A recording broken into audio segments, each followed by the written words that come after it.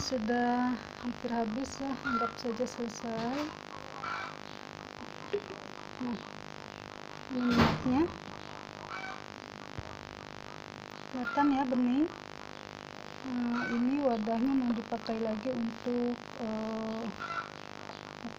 menampung ampas saringan.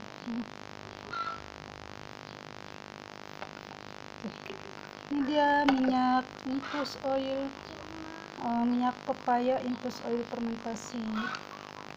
Nah, ini siap dipakai untuk membuat serum maupun membuat krim. Ini bentuknya cantik sekali warnanya, minyak pepaya. Ini saya baru sekali ini menggunakan. Nah, sekarang untuk ampasnya itu tidak langsung kita pakai untuk membuat krimnya, tapi dia disaring lagi. Ini kita tuang semua. Seperti kita tahu bahwa pepaya itu cenderung membuat gel. Dia kalau kita blender, diamkan beberapa jam, pasti langsung beku jadi gel ya. Nah, karena itu pasti banyak sekali bentukan yang tidak bisa kita pakai. Nah, untuk mendapatkan santan pepayanya, jadi bukan ampasnya langsung kita pakai utuh begitu ya, tapi kita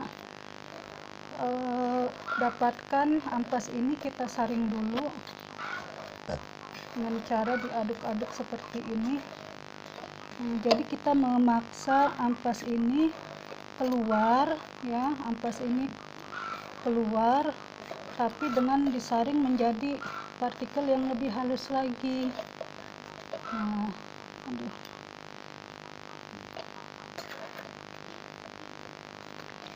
Nah, seperti ini ya. Jadi ditekan-tekan, nanti dia akan keluar dari dasar saringan. Oke. Ini sudah cukup cukup kering ya. Jadi yang kita ambil benar-benar ampas cairnya.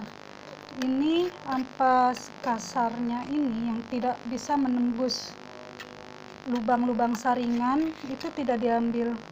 Jadi mengapa begitu? Ini kita tekan-tekan, benar-benar hanya ampas yang masih bisa melewati saringan saja yang diambil, ditekan-tekan seperti ini. Makanya saya sebut santan. Kenapa? Karena prosesnya ya hampir seperti kita memeras santan kelapa, yang mengambil sari kelapa, dia diperas seperti ini. Nah, lihat itu sudah benar-benar kering ya.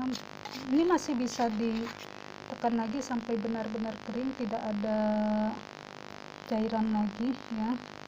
Tapi ya tidak perlulah saya tunggu sampai kering banget, cukup segini nggak apa-apa. Nah, lalu ini hasilnya. Ini hasilnya kelihatan.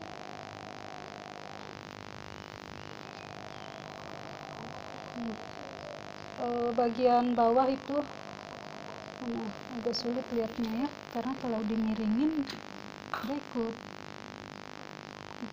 miring.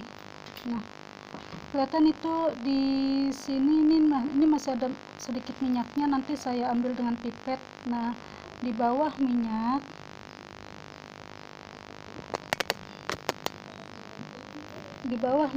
itu ada sari-sari ekstrak yang tidak tercampur dengan minyak. Nah, ini yang saya sebut dengan santannya.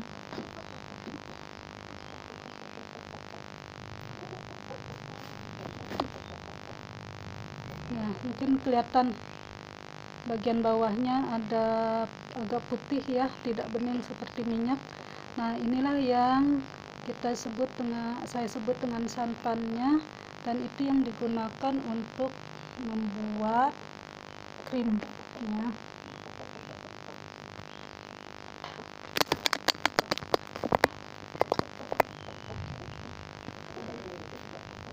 Oke, nanti minyaknya cukup diambil ya, minyaknya kita ambil, pisahkan dengan santan yang ada. Ini minyaknya kalau masih bisa diambil, silakan diambil menggunakan pipet. Tapi kalau memang ketika diambil dia seperti ini ya, ini ada sari-sari santan yang terbawa, ini enggak usah. Jadi minyak khusus minyak saja, jangan sampai tercampur dengan santannya. Nah, kalau kayak gini berarti ini minyaknya boleh diambil. Nah, ini ya. Ini bagian sini dia santannya terbawa, ini juga ada sedikit santan, jadi kalau seperti ini nggak usah diambil ya. Seperti itu saja cara membuat santan. Sekarang kita lanjut dengan yang talas. Jadi prosesnya sebenarnya sama ya, nanti ini disaring lagi ini biar cepat saja.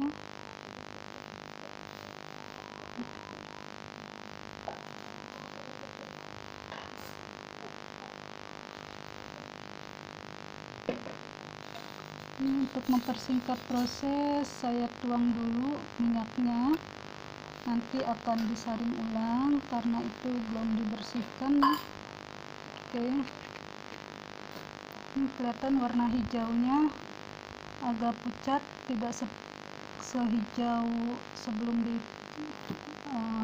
digabung dengan talas, dan warnanya nggak bening lagi, dia ada putih-putihnya.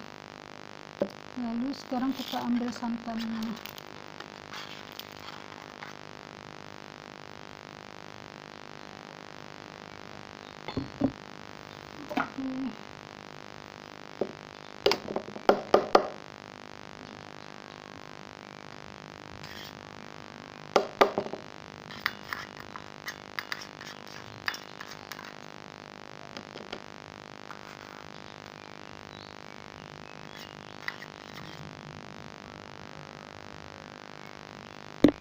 Ini yang baru.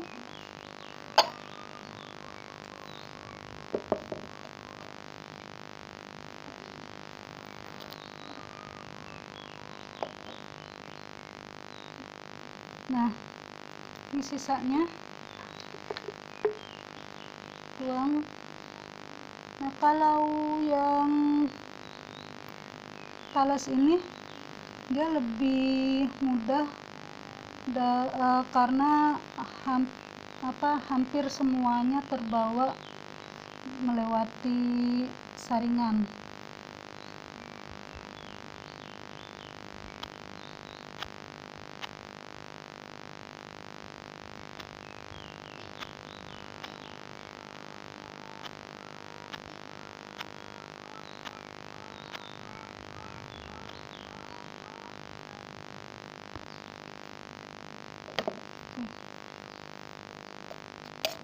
Seperti pepaya tadi, kita aduk-aduk.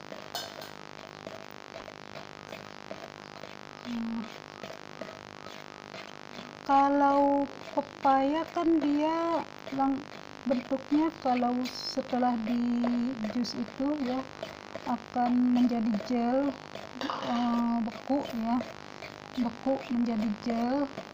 Nah, kalau sehingga dia agak sulit untuk mengalir dalam bentuk santan ke bawah saringan ini. Beda dengan talas, dia bentuknya lebih cair sehingga mudah sekali untuk turun melewati saringan. Jadi cairan yang melewati saringannya ini bentuknya lebih kental dibanding pepaya. Kalau pepaya yang berhasil melewati saringannya benar-benar cair encer, dia hanya getahnya ya, seperti getahnya saja yang berhasil lewat, sementara ampasnya lebih banyak tertinggal di atas saringan. Jadi santan pepaya itu hasilnya lebih encer dibandingkan dengan santan talas. Nah, kalau santan talas dia hampir semua gelnya ini ya, dia berhasil lolos turun ke bawah saringan, maka santan yang dihasilkan juga menjadi lebih kental ya. Ini sampel aja ya, jadi ini tinggal sedikit sih. Oke, sudah lebih kental dibanding tadi. Nah,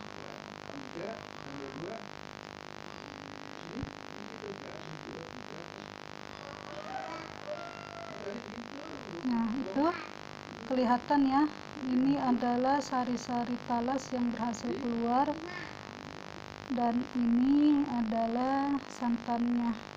Dia lebih kental dibanding pepaya tadi karena hampir semua sari-sarinya itu bisa melewati lubang-lubang saringan ini. Jadi nanti ketika selesai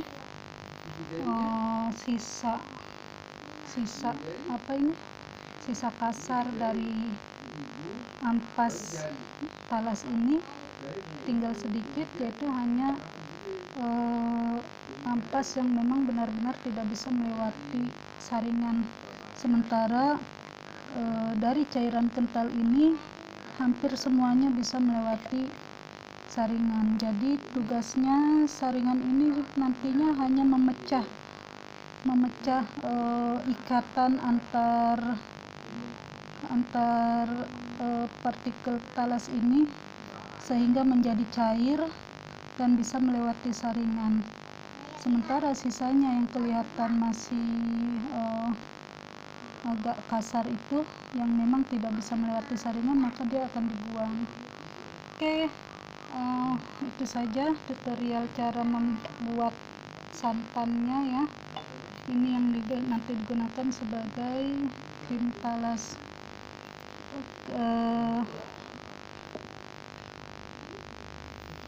Dan ini adalah minyak talas infus oil ya.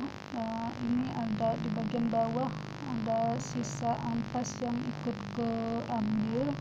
Nanti tadi karena saya tuangnya tanpa disaring karena kita mengejar waktu pembuatan video ya, jadi nanti ini akan saya saring ulang, dan ini diusahakan tidak ada ampas di dalamnya. Oke, itu saja. Assalamualaikum.